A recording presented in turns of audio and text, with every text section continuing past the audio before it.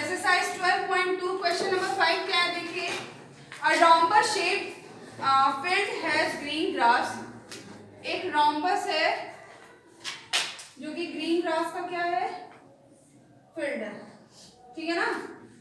फिर क्या कह रहा है, फॉर 18 काउस टू ग्रेस। एक रोम्बस टाइप शेप में फील्ड है जो जिसमें क्या है, ग्रीन ग्रास है, और ये कितने काउस के ग्रेस करने के लिए है, 18 काउस, ठीक है। If each side of rhombus is 30 meter, rhombus की सारे साइड्स कितनी है, 30 मीटर। मीन्स आप देखिए ये 30 मीटर, रोम्बस की ये प्रॉपर्टी भी होती है कि इसकी सभी साइड्स आपस में क्या होती हैं, इक्वल होती हैं। तो ये 30 मीटर हमने कर दिया, ठीक है ना, साइड्स हो गई। Its diagonal is 48 meter. अगर रोम्बस का ये जो डायगोनल है, डायगोनल दिया हुआ कितना, 48 metre.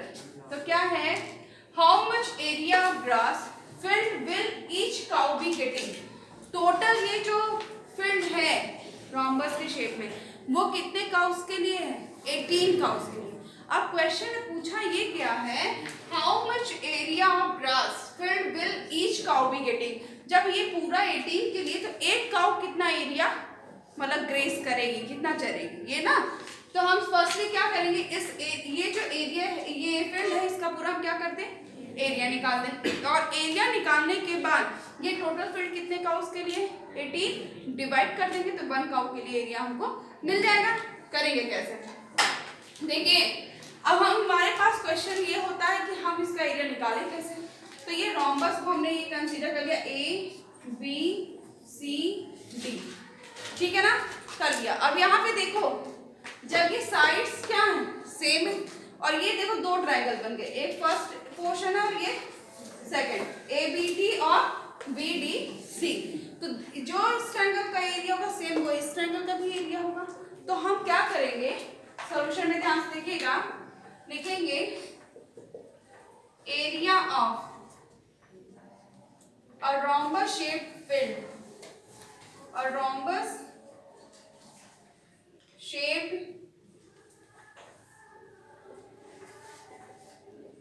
Field is equal to क्या होगा, 2 इंटू क्या होगा, 2 इंटू एरिया ऑफ एबीडी कर दे। देखो ये दोनों ट्रायंगल आपस में सेम है, ध्यान से बात को समझिएगा, ये दोनों ट्रायंगल्स आपस में क्या है, सेम है।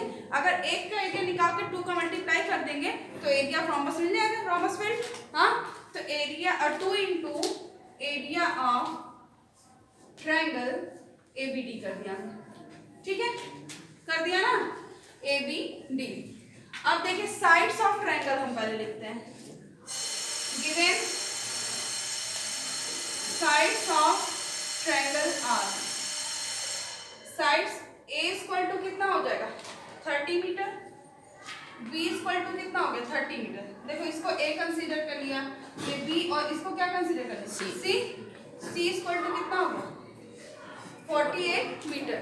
तो हम यहाँ से अगर फाइंड करते हैं सेमी पेरीमीटर, तो क्या होगा, a plus B plus C upon में 2 होगा कि नहीं होगा।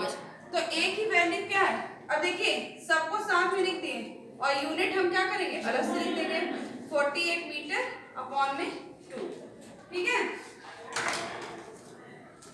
अब इसको जब हम सॉल्व करेंगे तो ये कितना हो रहा है, 128, ये टोटल ऐड करने पे कितना मिलेगा, सॉरी 108 अपॉन 2 मीटर। तो ये क्या हो गया, 54 मीटर। ये किसकी वैल्यू हमको मिली, सेमी पेरीमीटर एस की वैल्यू मिल गई, ठीक। ए बी सी है हमारे पास। अब हम निकालते हैं area of triangle ABD. Formula क्या अप्लाई करेंगे, under root S minus A S minus B S minus C करेंगे ना। तो ये क्या हो जाएगा, अंडर रूट, देखो अब सेमी पेरीमीटर भी, जैसा कि प्रीवियस क्वेश्चन में सेमी पेरीमीटर का यूनिट क्या है, मीटर में है, और जो साइड्स है उनका भी यूनिट क्या है, मीटर में है। तो एरिया जब फाइंड करना है तो मीटर स्क्वायर में आएगा एरिया। तो हम वैल्यू पुट करते हैं, तो 54 माइनस ए की वैल्यू रख दिया 30, 54 माइनस 30, बी की वैल्यू पुट कर दिया 54 माइनस 48, और यहाँ पे बाहर क्या हो जाएगा, ये मीटर में स्क्वायर। अब इसको सॉल्व जब करेंगे तो ये क्या मिलेगा, देखिए 54 एज इट इज, 54 माइनस 30 करेंगे तो 24, 54 माइनस 30 क्या 24, 54 माइनस 48 करेंगे तो क्या मिलेगा हमको 16, और ये क्या हो जाएगा मीटर में स्क्वायर। अगर अब हमको इसको सॉल्व मिलेगा, मैम 6 मिलेगा।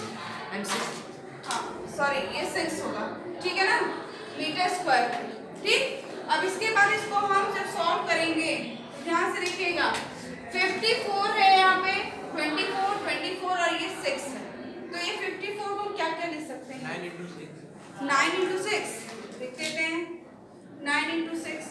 24 को क्या लिख सकते हैं 3 into 8 लिख सकते हैं, 3 into 8 लिख सकते हैं कि नहीं लिख सकते। फिर यहाँ भी इस 24 को 3 into 8 लिख सकते हैं, फिर ये 6 as it is meter square. Clear है इतना। अब देखो 8 और 8 का पेयर बन गया, 6 और 6 का पेयर बन गया, ये 9 ऐसे ही, और 3 3 जा 9, 9 into 9 का भी पेयर बनेगा कि नहीं बनेगा, हम ऐसे लिख देते हैं इसको। यहाँ तक तो सबको समझ में आया कि नहीं आया।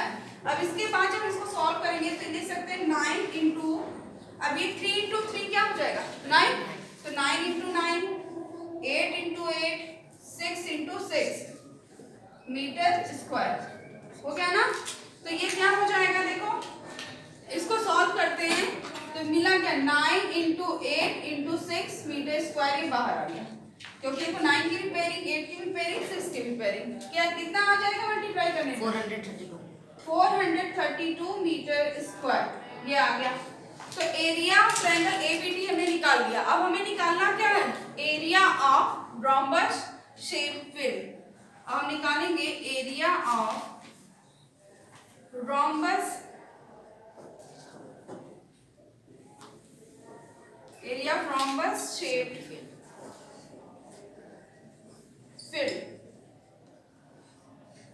निकालेंगे तो 2 into एरिया ऑफ एबीडी कितना है 432 मीटर स्क्वायर, तो कितना हो जाएगा ये 864 मीटर स्क्वायर, होगा कि नहीं होगा। तो एरिया ऑफ रोम्बस कितना आ गया 864 मीटर स्क्वायर। अब एक चीज ध्यान से देखिएगा, ये जो रोम्बस फील्ड था इस पूरी फील्ड का एरिया कितना है 864 मीटर स्क्वायर, जो कि कितने काउस के लिए है 18 काउस के लिए ना। हमें क्या निकालना है 1 काउस के लिए, तो 1 काउस के ट्रेस करने के लिए कितना एरिया मिलेगा, तो हम शेप ये जो एरिया ऑफ रोम्बस फील्ड है उसमें किसका डिवीजन कर देंगे 18 का डिवीजन करेंगे। तो हमें फाइंड करना है क्या area of grass field for 1 cow be getting, या will each cow be getting area of grass field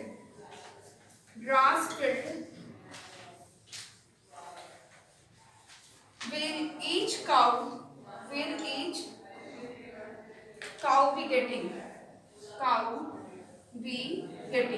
कि एक काउ को कितना मिलेगा। तो देखो टोटल एरिया कितना था, इसके लिए हम क्या करेंगे लिखेंगे 864 मीटर स्क्वायर जो area of rhombus field upon में क्या कर देंगे 18, इसको डिवाइड करेंगे तो कितना मिलेगा हमको 48, डिवाइड कर देंगे तो 48 मीटर स्क्वायर, मींस एक काउ को ग्रेस करने के लिए कितना हमको एरिया मिल रहा है 48 meter square. This is your answer.